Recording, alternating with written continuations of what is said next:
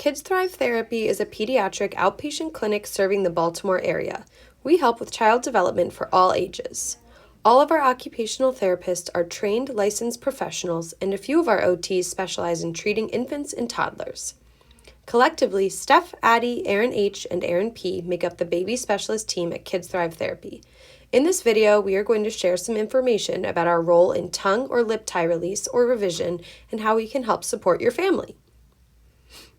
While many people know core and upper body strength is essential for movement, crawling, picking up toys, and playing, it is often less known that these skills are foundational to feeding too. Our occupational therapy sessions and evaluations begin with warming the body up first. This body work is foundational to all skills related to development and supporting your child's feeding skills. When an infant or child has a tongue or lip tie, there's often underlying tightness in the body that is addressed through therapeutic handling and treatment. As tension and tightness in the body release, the infant has more accessibility and use of their proximal muscles. This allows for further engagement of these muscles. Our stretches and exercises guide babies through body movements, including rolling, sitting, upper and lower extremity mobility. After the tension is released, the baby is able to move their body more freely, allowing them to use their muscles for functional strengthening. Being holistic and play-based therapist, we use play to build and support development of the core, upper body, and trunk muscles. Our therapists are trained in implementing tummy time and exploration of the environment to support the development of these foundational proximal body muscles. In order for babies and children to have strength and control in their mouth, they need a sturdy foundation of their body. Oftentimes, when a baby or child has tethered oral tissues, that tightness and tension can be carried through the neck and upper body, making bodywork even more important. Bodywork also encompasses symmetry of the body. This includes the eyes and ears looking level in symmetric placement, symmetry of usage of limbs on both the right and left sides, symmetric or even ability to rotate their head over both the right and left shoulders, symmetric strength and movement of oral motor muscles, symmetric muscle use including reaching with hands evenly and rolling in both directions, and the commonly known diagnoses of torticollis and plagiocephaly or head flattening. An asymmetry of any type often occurs due to muscle tightness or weakness. Our therapists work with caregivers to learn environmental modifications, exercises, and play positions to support full body symmetry. This symmetry is important for a solid foundation to feeding.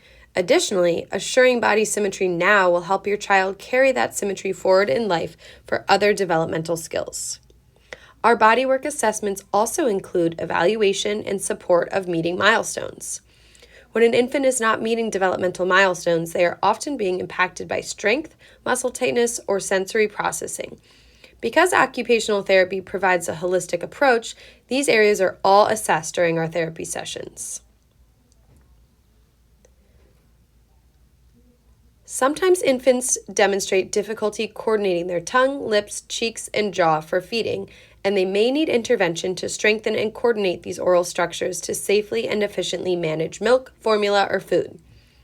If you're viewing this video, your child is likely having a tongue or lip tie released or assessed. This may have been identified by a number of professionals, but for younger children, the functional identification is often related to feeding.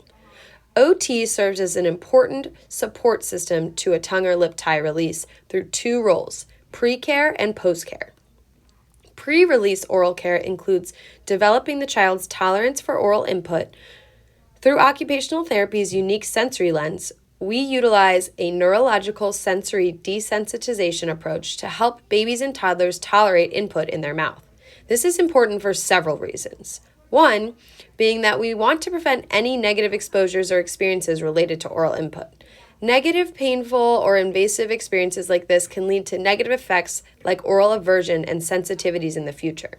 Additionally, when an infant or toddler is more willing to partake in oral experience, they're better prepared to tolerate exercise following the release. Your release provider has likely already shared with you the importance of the post-release exercises. If your child is not letting you complete these exercises before the release, we can only imagine that they'll be more resistant when there is now an open wound in that space. Lastly, by completing pre-release care, the infant or toddler will have increased awareness and control of structures of their mouth. This has been found to benefit the outcome of the release. We know the decision to get a tongue or lip tie is a big one. However, we really believe in pre-care to help find the optimal timing for a successful release. Our team here at Kids Thrive can help you reach and identify the optimal timing for release, which has been found to support the outcomes of the release, including decreasing the rate of reattachment.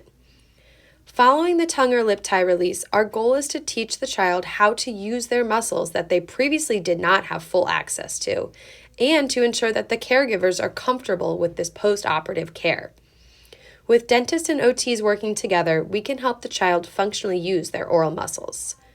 In addition to our pre- and post-release care, our team of infant and toddler therapists complete a full oral motor assessment, including assessing oral sensory processing and tolerance, palate and sensitivity, tension at the cheeks or lips, mobility of the tongue, strength of the jaw, the suck, swallow, breathe sequence, and endurance for feeding.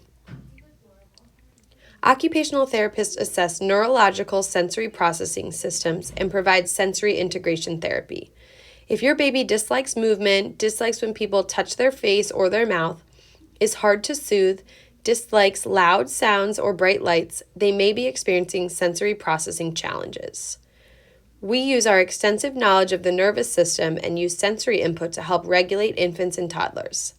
This includes swings, therapy ball activities, and education to caregivers regarding co-regulation. These concepts may be resonating with you based on other things that your baby or child is experiencing. Most often, we see the most direct connection between releases and sensory processing when it comes to oral defensiveness. As we mentioned earlier, we want to build positive oral experiences and work with children and their families to desensitize them to oral input, including the sensation of medical gloves, which will definitely be used during their release and follow-up care. Now that you know a little bit more about the importance of OT to support your child's successful release, it's important to know what to expect from us here at Kids Thrive Therapy. You'll receive a holistic evaluation that is encompassed by standardized and non-standardized assessments and conversation with caregivers. Following the evaluation, a written report is provided to caregivers regarding the child's skill areas and how OT can support their development. This document also includes goal areas for therapy sessions and includes electronic access for caregivers to share with the other members of the child's care team. Based on the findings of the initial evaluation, a treatment plan is developed. This plan is individualized to support each child's progress toward their OT goals. Treatment occurs most often on a weekly basis. At the conclusion of each session, the therapist provides caregivers with education and activities to continue progress toward their goals, including oral motor work, feeding supports, body strengthening, and work with the family to create a plan to continue these activities at home. Thank you for taking the time to view our video and learn more about our resources within the community that can support your child.